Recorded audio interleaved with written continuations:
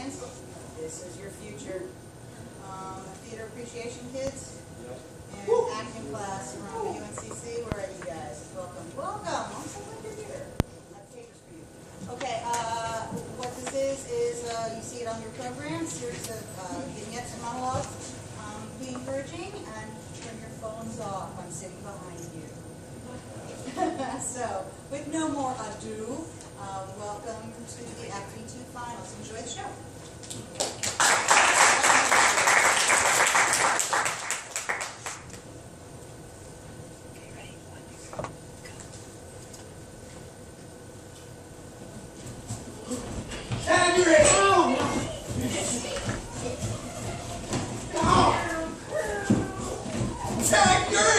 That's not fair, I wasn't ready.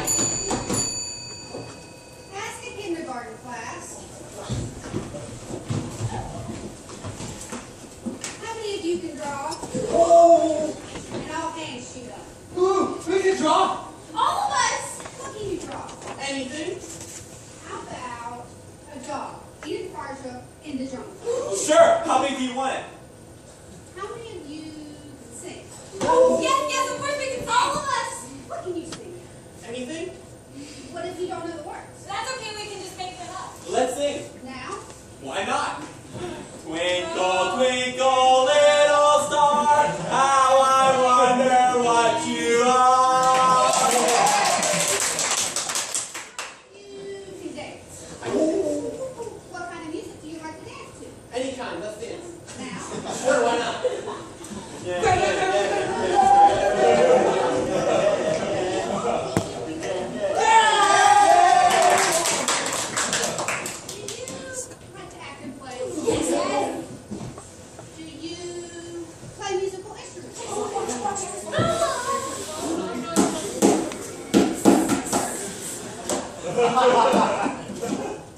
Can you write poetry?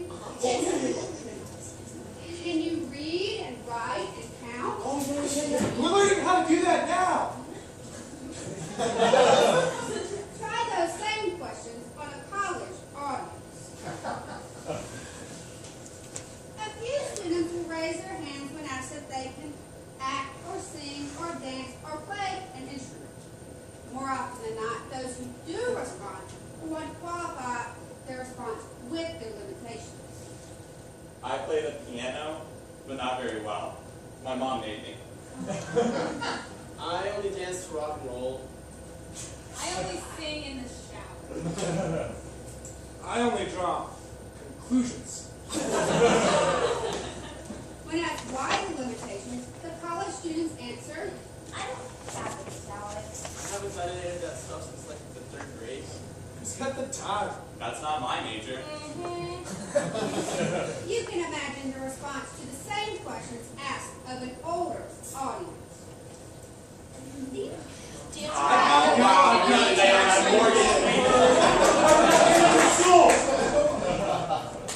What went wrong between kindergarten and now? Whatever happened to Yes, of course I can!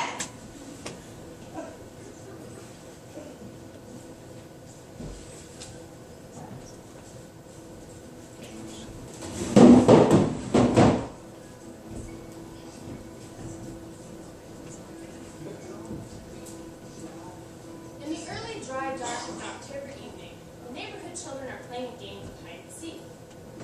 How long since I played hide and seek? 10 years? Okay, maybe more. I remember how, and could join in the game in a moment if they invited me. But adults don't play hide and seek, not for fun anyway.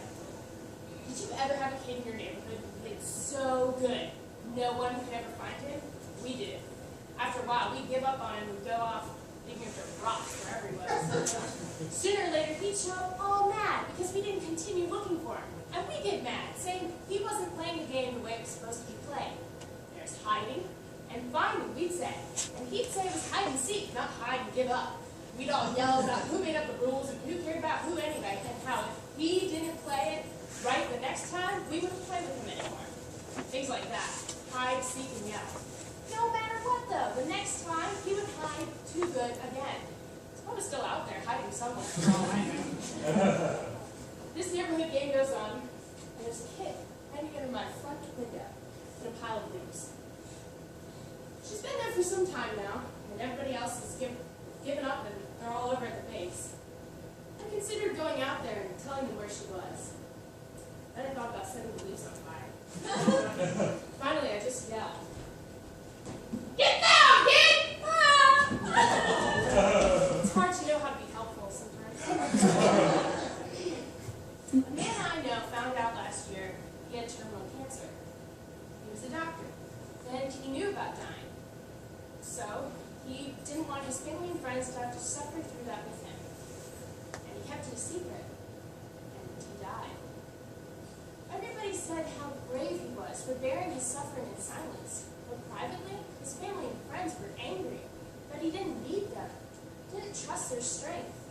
And they were hurt that he hadn't said goodbye. He hid too good. Getting found would have kept him in the game. Hide and seek grown-up style. Wanting to hide, needing to be sought, confused about being found. Better than hide and seek, I like a game called Sardines. Now, in this game, the person who's it goes and hides. Everybody else goes looking for him. But when they find him, they don't let anybody know. Instead, they get in and hide there with him.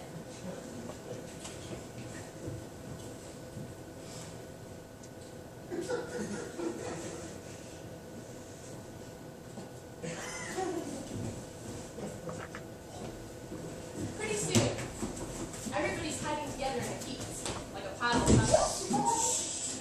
Then somebody giggles. Then somebody laughs. And everybody gets found. Got it! By the sound of laughter, everyone gets found.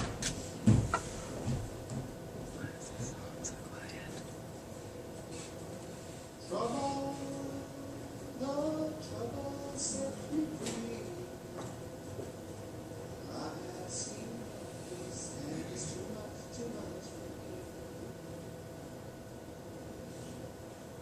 Trouble, no trouble, Talking with a friend on the phone.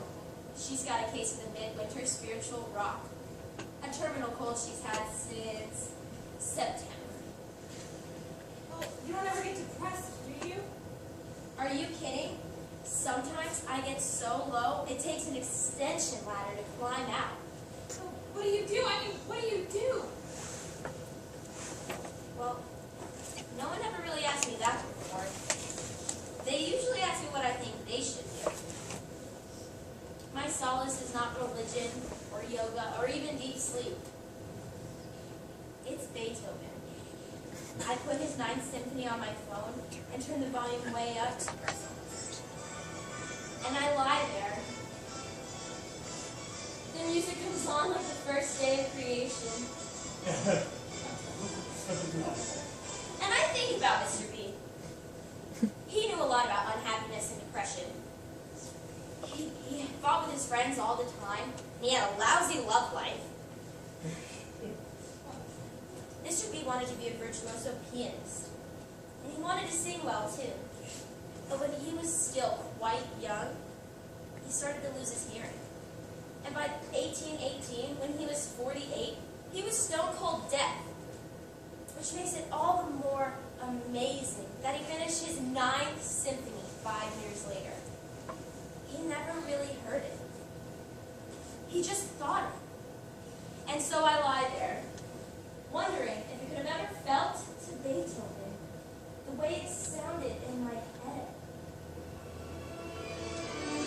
The crescendo rises, and my sternum starts to vibrate, and by the time the final kettle drum drums out all those string chords, I'm on my feet, singing along in gibberish German with this great choir, and jumping up and down during the final awesome moment of the coming of God and the end of the world, and all the angels, hallelujah, hallelujah!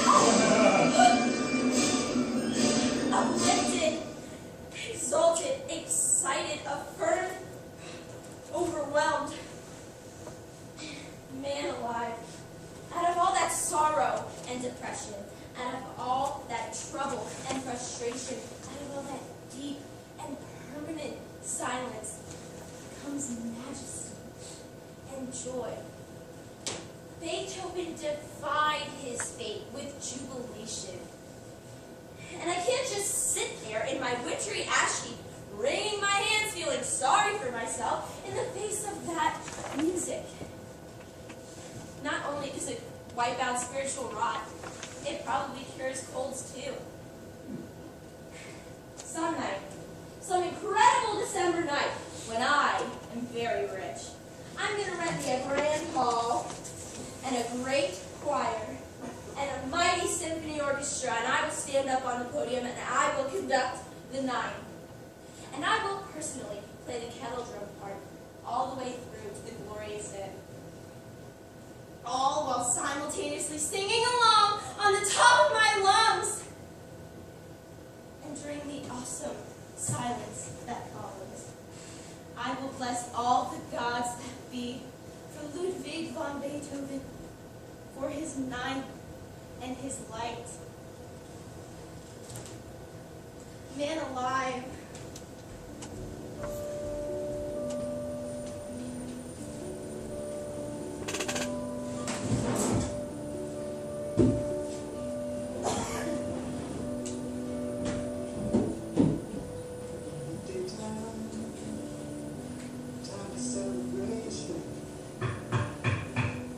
Rap on the door was sharp, urgent, insistent, foreboding of crisis. Me, rushing to the door, fumbling with the lock, my adrenaline pumping, preparing for emergency. Young boy, odd expression, hands me a scrawled note on a much folded piece of paper.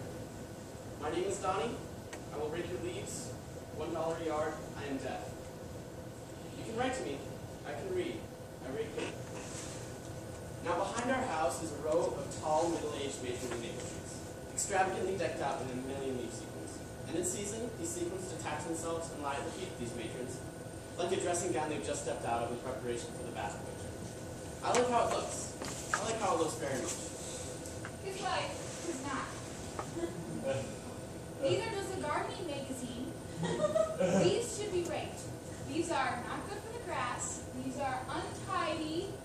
These are moldy, slimy. There's a reason for leaves, there is not a reason for mowed grass, so say I. His wife does not see it this way. There's an unspoken accusation in the air of laziness. We haven't heard this before.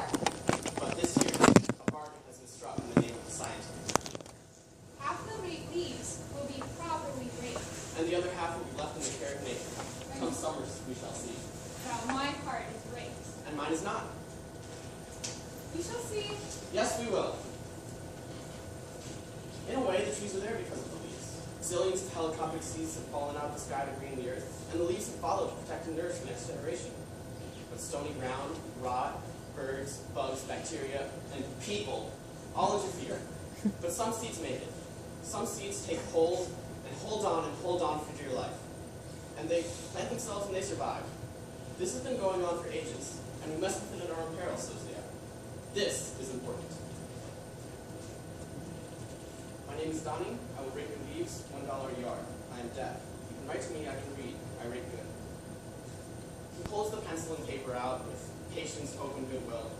How am I supposed to explain to him the importance of the scientific experiment going on in my backyard? He turns to go. Hold on. Yes, I would like you to rake my leaves.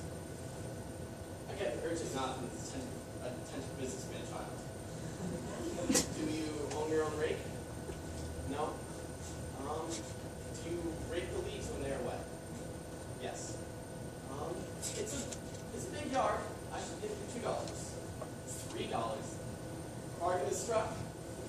Rake procured, and Donnie the deaf leaf raker goes to work in the fast-falling November twilight. In silence he works. In silence I watch him from the window of the dark house. Are there any sounds in his mind at all, I wonder? It sounds to me that it's getting late and that he must go home to eat, leaving the work unfinished. I haven't even game up front. I wonder if he'll be back. I'm growing cynical in my old age. But, come morning, he has returned to his task. And after much meticulous work, the yard is leaf-free. I see him stoop over, picking up some of the brightest yellow leaves, along with a handful of helicopter seeds. He comes to to the door, signing that the work is finished.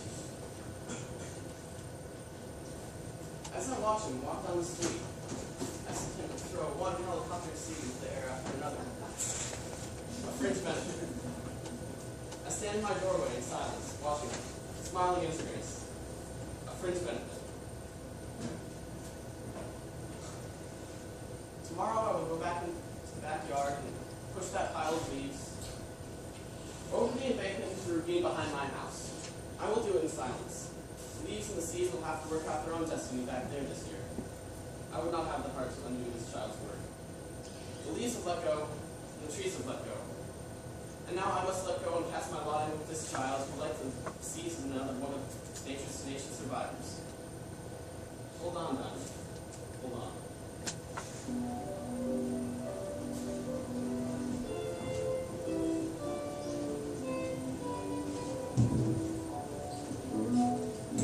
You say you want to see the truth, but it's hard to find. No one to help you. Your friends don't have. After the dishes are washed and the sink rinsed out, there remains in the strainer at the bottom of the sink what I will call momentarily some stuff. Now, any rational, intelligent, objective person would simply say that this is a mixture of food particles too big to go down the drain, composed of bits of protein, carbohydrates, fats, and fiber. Thinner dandruff. Furthermore, the person might add that this material was first sterilized by the high heat of cooking and further sanitized by going to the detergent and hot water of the dishpan and rinse. No problem. But any teenager who has been forced to wash the dishes knows that this explanation is a lie. That stuff in the bottom of the strainer is toxic waste. Deadly poison. A danger to health. In other words, it's not enough to make you hurl. Please, your mom has to deal with that stuff all the time. One of the only reasons I have any respect for my mother at all is because she reaches into the sink with her bare hands and lifts up the gunk and drops it into the garbage. To top that, I once saw her fishing around in the wet garbage looking for a lost teaspoon with her bare hands. Her bare hands! A kind of unbelievable courage. She found that teaspoon in a pile of coffee grounds, chicken fat, and scrambled eggs. I nearly passed out when she gave it to me to wash. Once, in French class, we learned the word hors d'oeuvre. And when my teacher told me it meant unspeakable filth, I knew exactly what she was talking about. I see it every night, in the bottom of the sink. That night, at dishwashing time, I told my mother, we have hors d'oeuvre in our sink. Well, she gave me the my daughter's an idiot look, and explained to me that the dinner I had just eaten was at that very moment in my stomach, in just about the same condition, rotting. No matter what my mother thinks, I know that the stuff in the sink strainer is lethal and septic. It will give you leprosy or something worse. If you should ever accidentally touch this with your fingers, you must never ever touch any other part of your body until you have rinsed and scalded and soaked your hands thoroughly. Even worse, I know that this stuff can congeal and mutate and mush up and crawl out of the sink and get loose in the house. Come to think of it, my father never came close to the sink in 3 weeks in his life. My mother said he was lazy. But I knew that he knew what I knew about the gunk. I told him once, I bet Jesus never had to do the dishes and clean the gunk out of the sink. He agreed. It was the most theological discussion we ever had.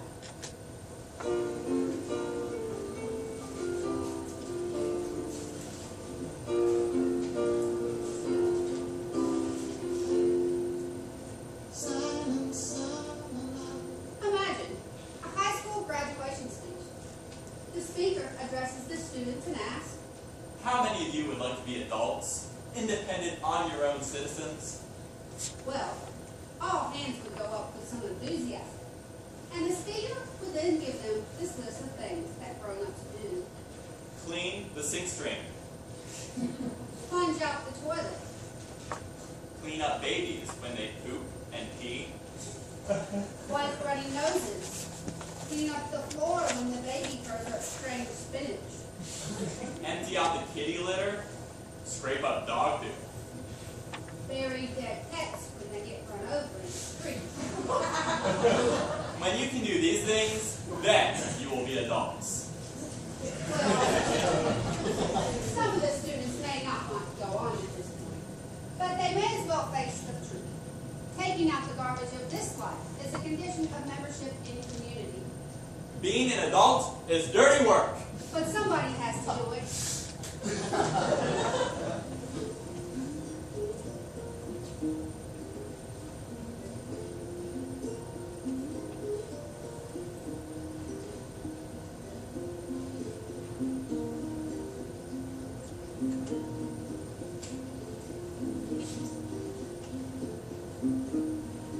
I sit beside the dark beneath my cold gray dusty day.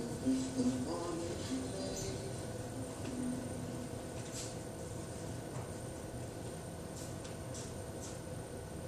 There's a bench in the city where I live.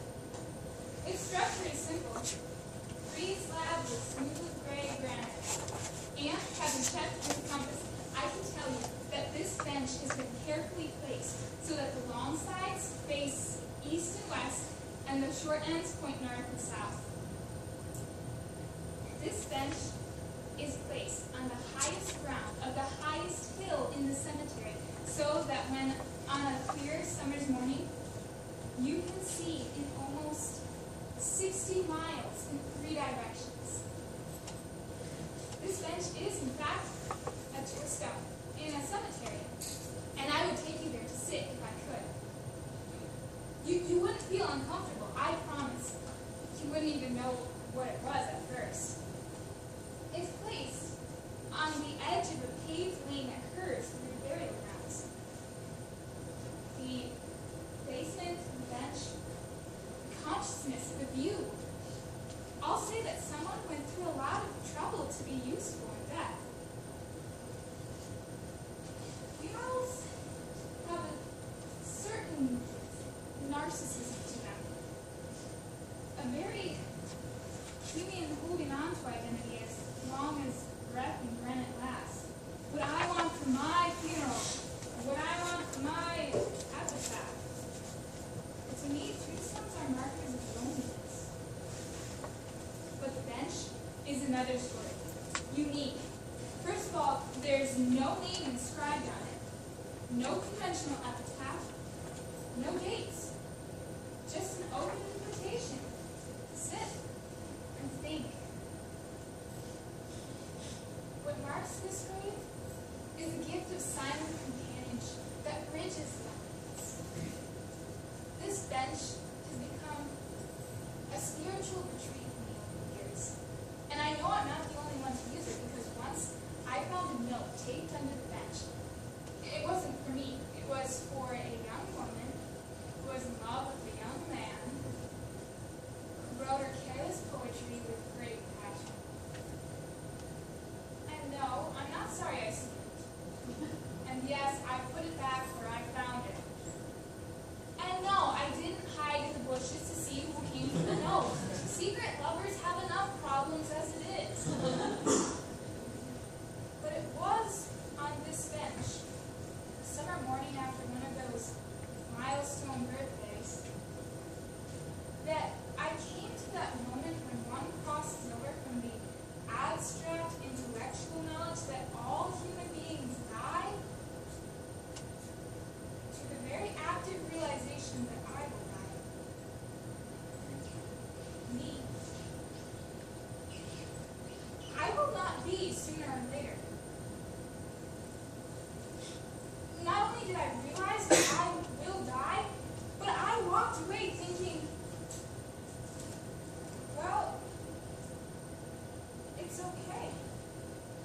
I connect that moment of enlightenment with the peculiar sanctuary of the bench, and whoever provided it. This bench will last hundreds of years.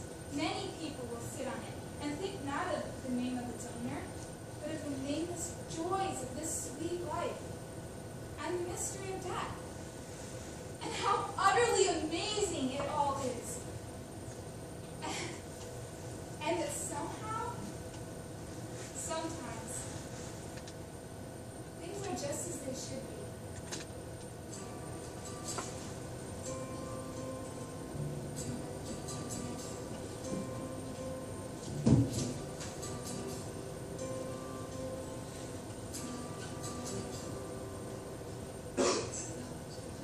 This is 1963. From deep in the canyon aisles of the supermarket comes what sounds like a small-scale bus wreck, followed by an air raid. If you follow the ruddy box boy armed with mop and broom, you would come upon a young father, his 3-year-old son, an upturned shopping cart, and a good part of the pickle shelf, all in a heap on the floor. The child, who is not hurt, sits in a small lake of pickle juice and is experiencing what might nicely be described as significant fluid loss. No tears, mixed with mucus from a runny nose, mixed with blood from a forehead abrasion, mixed with saliva that is coming from a mouth that is wide open and making a noise that would drive a dog under a bed. The father has remained amazingly quiet and still in the face of this catastrophe. He is calm because he is thinking about running away from home. Thinking about quietly turning and walking away. Since no one knows that this is his kid.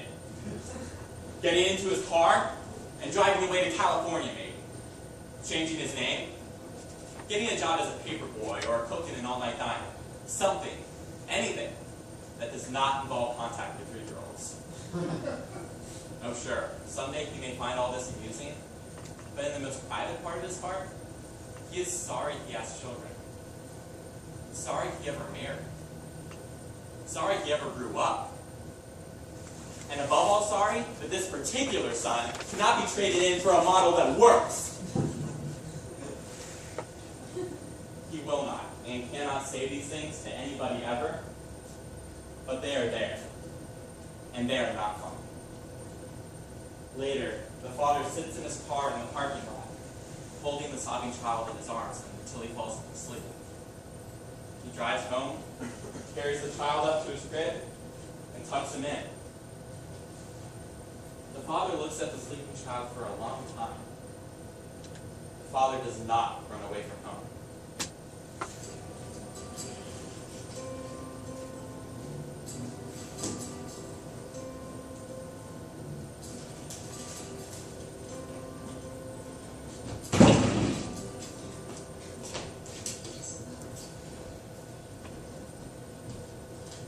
This is 1976.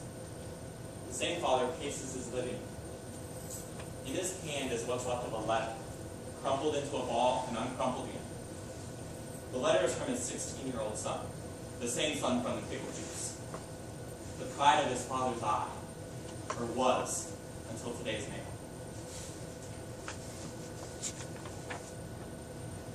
The tables have turned. Now it's the son who is running away from him. He says he hates his father and wishes he never had one. He says the father is a jackass, a jerk, and a failure as a parent, and ends with, You can kiss my ass and drop dead! the father screams at the ceiling. Why me? Why me?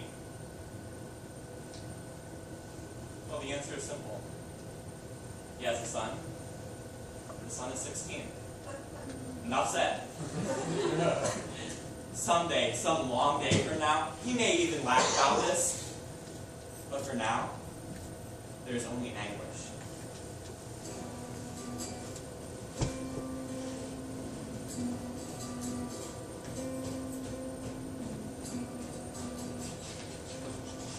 This is 1988. Same father, same son. And they're still running, out jogging at 6 a.m. The son is 28 now, married, and has his own 3-year-old son. The father is 50.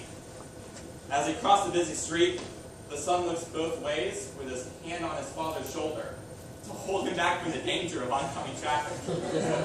You can hear them laugh as they run up the hill into the morning. And as they sprint towards home, the the son does not run ahead, but runs alongside his father, at his father's pace. They love each other a lot. You can see that.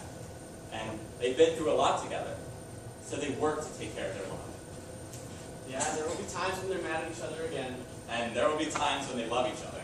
But one of their favorite stories will always be Once upon a time in the supermarket.